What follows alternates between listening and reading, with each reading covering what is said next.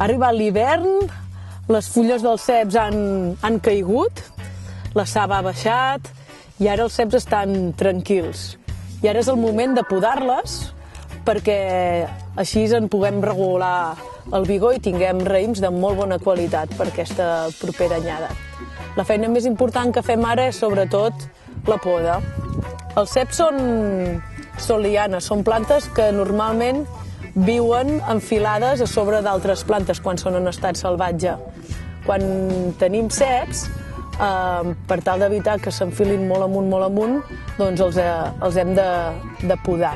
També per regular-ne el vigor, és a dir, la proporció entre fulles i raïms que hi ha, i la feina de la poda és molt i molt important perquè és la que regularà els quilos de raïm que tindrem i, per tant, també la seva qualitat.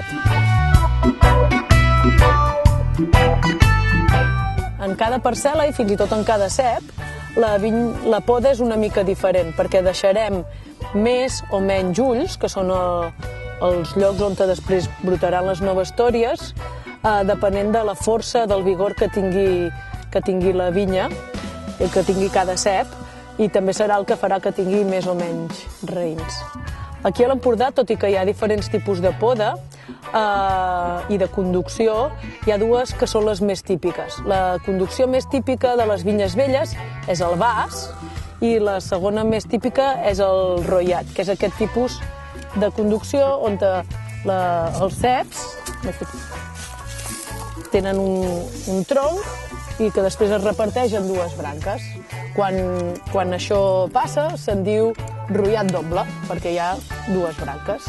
A cadascuna d'aquestes branques hi procurem deixar-hi tres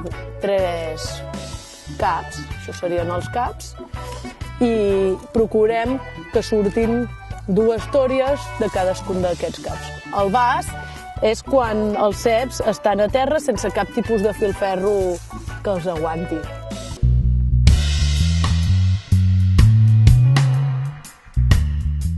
Per podar necessitem una bona podadora com la Carme, unes tisores, nosaltres fem servir tisores manuals,